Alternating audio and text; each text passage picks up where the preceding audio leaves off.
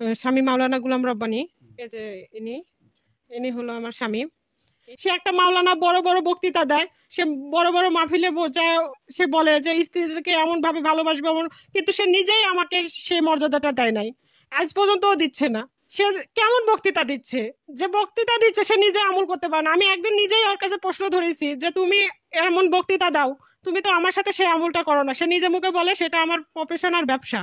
আমার ডক্টর ইউনুস স্যারকেও আমার একটা কথা বলার, আমি জামাতের আমিরের কাছেও আমার একটা অনুরোধ, সে একটা মাওলানা মানুষ হয়ে আমার মতো একটা মেয়েকে কিসের জন্য এভাবে নির্যাতন করতেছে। আমি তো তার কাছে বেশি কিছু চাইনি, শুধু চেয়েছি যে আমাকে নিয়ে একটু সংসার করে খাক। আজকে বাংলাদেশের মাঝে মাঝে খবর প্রচারিত হয় গণধর্ষণের শিকার, কথা বলে এদেশের ধর্ষণ বন্ধ হবে তখন আল্লাহর কোরআনের আইন দিয়া ধর্ষক জিনাকারীর বিচার করা হবে যখন, কথা বলেন ঠিক কিনা? আল্লাহর আইন দিয়া একজন জিনাকারী বান্দার যদি শাস্তি নিশ্চিত করা যেত, একজনের শাস্তি যদি দেওয়া যাইত, বাংলাদেশের যুবকেরা নারীর দিকে ফাঁকা চোখে তাকানোর তো দূরের কথা, যুবকদের স্বপ্ন দোষ বন্ধ হয়ে যেত, কথা বলেন ঠিক কিনা? এই জন্য যতদিন পর্যন্ত এদেশের মানুষ 5 ওয়াক্ত নামাজি আল্লাহওয়ালা না হবে, ততদিন পর্যন্ত এই সমাজের কোনো কিছু নিরাপদ থাকবে। তাহলে ভালো করে বোঝেন, ফাসল্লি রব্বিকা ওয়ানহার, রবের উদ্দেশ্যে সালাত আদায় করব। 5 ওয়াক্ত সালাত আল্লাহকে রাজি খুশি করার জন্য মসজিদে গিয়ে কারা কারা আদায় করব? 2 হাত তুলে আল্লাহকে একবার দেখায়। হাত তোলেন, হাত তোলেন, ওয়াদা দেন। 5 ওয়াক্ত সালাত মসজিদে গিয়ে আদায় করব তো ইনশাআল্লাহ। ওয়াদা কি প্যান্ডেল পর্যন্ত থাকবে নাকি আপনার বাড়ি পর্যন্ত? আমল করবেন তো ইনশাআল্লাহ, আল্লাহ কবুল করেন। যারা বলেন আমিন। এই যুবকে হাত নামাও, তোমরা কি ভালো হইবা না? যুবকেরা সারা রাত ইউটিউব, ইন্টারনেট, ইমো, মেসেঞ্জারে বান্ধবীর সাথে কথা বলে ফজরের আজান হয় যখন, নামাজ না পড়ে ঘুমাইতে যায় তখন। এরকম যুবক অবশ্য সিরাজগঞ্জে 2-1টা নাই। সারা রাত ইউটিউব, ইন্টারনেট, ইমো, মেসেঞ্জারে থাকে, বান্ধবীর সাথে কি যে কথা, কি যে কথা। হ্যালো, খাইছো, ঘুমাইছো, কি করতেছো সোনা?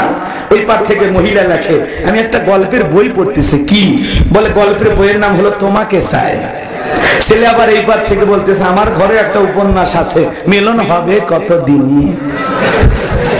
সারা রাত যুবকেরা আমোদ প্রমোদ করে সময় কাটায়। রাগ করতেছেন মনে হয় দাদা? এ যুবকে, এই ঘুম ভাঙলে সকাল, না ভাঙলে পরকাল। নামাজ পড়ে ঘুমানোর দরকার আছে না নাই? ফজরের নামাজের সময় একটু হাঁটাচলা করবা। এই যে ফজরের পরে যে আবহাওয়া, যে বাতাস গায়ে লাগে, ডায়াবেটিস হবে না। ডাক্তার যখন বলে 3 কিলো হাঁটো, তখন ফজরের আগে কথা কয় না, তখন দৌড়ানো শুরু করে, আগে দৌড়াই না। যুবক বয়সে, এদিক খেয়াল করেন, যুবক বয়সের সেজদা পছন্দ করেন কে? যুবক বয়সের ইবাদত ভালোবাসেন কে? এজন্য যুবক, নামাজ কাজা করে ঘুমানো যাবে? কেমন করে ঘুমাও তুমি ও বেলকুসির যুবকেরা, কেমন করে ঘুমাও তুমি ফজর করে কাজা? এমন তো হতে পারে ও তোমার জোহরে জানাজা, এমন তো হতে পারে ও তোমার জোহরে জানাজা। জোরে বলেন, কথা ঠিক কি না? তাহলে ফাসল্লি রব্বিকা, রবের উদ্দেশ্যে সালাত। এরপরে আল্লাহ 2 নাম্বার বলেন ওয়ানহার, ওয়ানহার, কুরবানি করো। ফাসল্লি রব্বিকা ওয়ানহার, যেই রবের জন্য সালাত, সেই রবের জন্যই কুরবানি। যে আল্লাহর জন্য নামাজ আদায় করতেছি, যে আল্লাহকে রাজি খুশি করার জন্য সালাত আদায় করতেছি, সেই আল্লাহকে রাজি খুশি করার জন্য আবার কুরবানিও করতে হবে। বলেন আল্লাহু আকবার। শুনেন শুনেন, 5 মিনিটে বলে দিয়ে যায়। এই কথার পরে আর একটা মজার কথা আছে। 3 নাম্বার আয়াত শুনবেন না? নবীজির ছেলেগুলো কেন মারা গেছে জানবেন না? জানবেন না? 4টে সুন্নাত শুনতে মনে চায়? লিল্লাহি তাকবীর। একটু সময় দেন, খুব ভালো লাগতেছে আপনাদের, বুঝতে পারতেছি। এদিক খেয়াল করেন, সিরাজগঞ্জের মানুষ আবার ওয়াজ পাগল। হ্যাঁ, খুব আলোচনা পছন্দ করে, আলহামদুলিল্লাহ বলেন। তারা আলেমদের মহব্বত করে, আল্লাহ কবুল করেন। যারা বলেন আমিন। সিরাজগঞ্জের মাটি ইসলামী আন্দোলনের ঘাঁটি, কথা বলেন ঠিক কি না? সিরাজগঞ্জের মানুষ অলিতে গলিতে কোরআনের মাহফিল যেভাবে সাজায়, আমার বিশ্বাস বাংলার জমিনে যদি ইসলাম প্রতিষ্ঠিত হয়, সিরাজগঞ্জের জমিন থেকে শুরু হবে ইনশাআল্লাহ। আল্লাহ আপনাদের কবুল করুন, জোরে বলুন আমিন। আমার ভাইরা শোনেন, যে কথা বলতে চাচ্ছিলাম, কুরবানি করা মানে খালি গরু জবাই করা না, নিজের আমিত্ব কি কুরবানি করা, অহংকারকে কুরবানি করা, আল্লাহ রাস্তায় সময়কে কুরবানি করা, অর্থকে কুরবানি করা। কথা বলে ঠিক কি না? ভালো করে বুঝবেন, অনহার কুরবানি করা লাগবে। আমরা মনে করি গরু ছাগলি খালি কুরবানি, ওই কুরবানি নিয়ে আমাদের বড়াই আছে না নাই? তালুকদার সাহেব 10 লাখ টাকা দিয়ে কুরবানি কিনে নিয়ে এসে বেলকুচি রাস্তার মধ্যে বাঁধে রাখছে। মানুষজন যায় বলে কার কুরবানি? কয় তালুকদারে। কয় কত দিয়ে কিনছে? কয় 10 লাখ। কয় তালুকদার সাহেব ঠকেন নাই, জিতছেন। তালুকদারকে আমি ঠকার মানুষ। পিছনে যে রান দেখা যায়, এক রানে তো 6 মণ গোস্ত হবে। কথা বলেন এখানে, কুরবানির গরু কিনে নিয়ে আসে কোথায় কি পরিমাণে গোস্ত হবে এই হিসাব নিকাশ যারা করে, এই কুরবানি কবুল হওয়া তো দূরের করা, কবুল হওয়া তো দূরের কথা, এদের মধ্যে আর কসাইয়ের মধ্যে কোনো পার্থক্য, এত কসাই হওয়া উচিত ছিল। যে পরিমাণে গোস্তের হিসাব জানে কোথায় কি পরিমাণে হবে, আবার ডিজিটাল মিটারে ওজন করে, করে আবার ক্যালকুলেটর দিয়ে মারে, গরুর দাম এত, কেজিতে কত বললো, বাপ রে বাপ 525 টাকা। তাহলে তো কসাইরা খুব দাম বেশি নিচ্ছে। আছে না আপনাদের এলাকায়?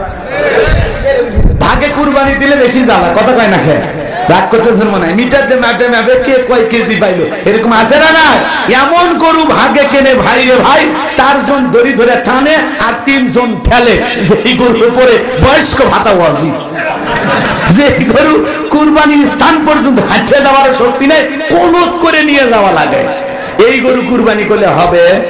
আল্লাহ বলেন তাসুরুন নাদিরিন, চমৎকার একটা গাবি কুরবানি করতে হবে, হুষ্ট পুষ্ট আকর্ষণীয়। আল্লাহু আকবার কোন। আল্লাহ আপনার ওই দুর্বল গরুর কুরবানি নিবি করতেছেন নাকি?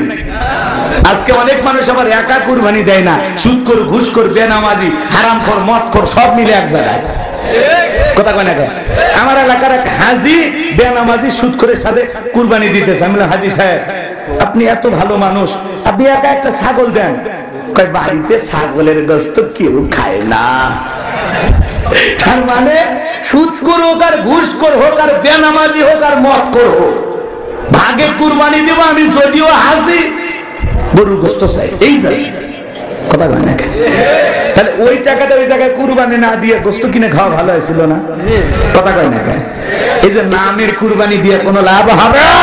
ভাইরা আমার, কয় লাখ টাকা দিয়ে কুরবানি দিলেন, আল্লাহ ওইটা দেখে না। আমার আল্লাহ বলেন ওয়ালাকি ইয়ানালুহুত তাকওয়া মিনকুম, আমি আল্লাহ দেখি বান্দার তাকওয়া, বান্দার অন্তর। আপনি যদি 10,000 টাকার একটা ছাগলও কুরবানি করতে পারেন, আপনার নিয়ত যদি সহি হয়, টাকাটা যদি হালাল হয়, নামাজি হয়ে যদি কুরবানি দেন, আল্লাহকে ডেকে বলেন আল্লাহ ইব্রাহিম ইসমাইলের মতো কুরবানি কবুল করো। বিশ্বাস করেন ওই ছাগলের রক্ত জমিনে পড়ার আগে আল্লাহ রাব্বুল আলামিনের আরশে কবুল হয়ে যাবে। এজন্য নিয়ত সহি করা লাগবে, টাকা হালাল হওয়া লাগবে, নামাজি হয়ে কুরবানি দেওয়া লাগবে। কথা কয় না? কথা কয় না? কি ভাইয়া, ফাসাল্লি লিরাব্বিকা ওয়ানহার, আগে নামাজ পড়ো তারপরে কুরবানি করো। কথা কয় না? কথা কয় না? বিরক্ত হয়েন না, বিরক্ত হয়েন না বাজার। এমন সত্য না যে 1 বছর নামাজ পড়ে তারপর কুরবানি, এরকম না। কথা কি বুঝতে পারছেন? আমি এক জায়গায় ইমামতি করতাম, 9 বছর ইমামতি করেছি। যাকাতের ওয়াজ, মানে এই কুরবানির ওয়াজে যখন বলেছি বেনামাজির সাথে ভাগে কুরবানি দেবেন না, বাপরে বাপ, মসজিদে জুমার নামাজের পরে দেখি আন্দোলন শুরু হয়ে গেছে। তাই আমরা বেনামাজি একদল হয় কুরবানি দেব, হুজুরের কাছ থেকে জব করেও নেব না। কথা কয় না? এত রাগ আমার উপর। পরিশেষে পরের দিন সভাপতি ফোন দিয়ে কয়, হুজুর আগামী জুমার থেকে আর আসবেন না। এই হলো দেশের হালচাল। হক কথা বলা যায়, নিয়ে টেনে মারে। দাদা তোর কি মরণের ভয় ঠয় নাই? কিসের মরণ? আমি তো এখনো মনে হয় আমি ইয়াং। দুঃখিত, তোর দাদি মারা গেছে। কথা কয় না? রাগ করছেন? রাগ করছেন? এরকম বুড়ে আসে না? নাই, রাগ কইরেন, রাগ কইরেন না। অনেক নেতাও দেখবেন মাইক ধরে বলে, ভাইরা আমার নামাজ পড়বেন, দাঁড়িয়ে রাখবেন, কিন্তু নেতার মুখে দাঁড়িয়েও নাই, তো নামাজ পড়ে না, খালি ওই দিন কোনো মতে ওয়ান টাইম টুপি ব্যবহার করছে। কথা কয় না? কথা রাগ করতেছেন? রাগ করতেছেন? ভাইরা আমার, লম্বা হবে, লম্বা করবো না। হাউজে কাউসারের পানি পান করতে গেলে আপনার যে একটু কষ্ট করা লাগবে। হাউজে কাউসারের পানি পান করতে গেলে কাজ করতে হবে কয়টি?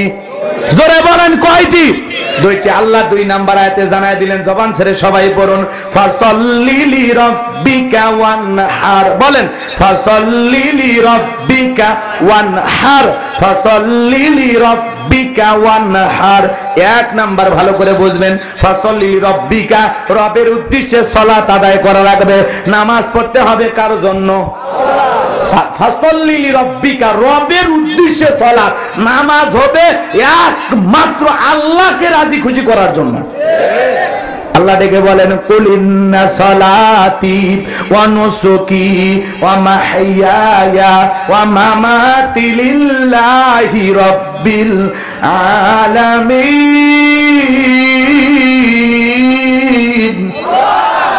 আল্লাহ ডেকে বলেন, নবীজি আপনি বলুন, আমার নামাজ, আমার কুরবানি, আমার জীবন, আমার মরণ লিল্লাহি রাব্বিল আলামিন, আসমান জমিনের প্রতিপালকের জন্য। বলেন আল্লাহু আকবার। আমার জীবন, আমার মরণ, আমার বন্দেগী কবুল করো ইয়া ইলাহি, আমার জিন্দেগি, আমার জীবন, আমার মরণ, আমার বন্দেগী। মারহাবা বলেন। ফাসাল্লি লিরাব্বিকা, রবের উদ্দেশ্যে সালাত, সালাত হবে একমাত্র কার জন্য?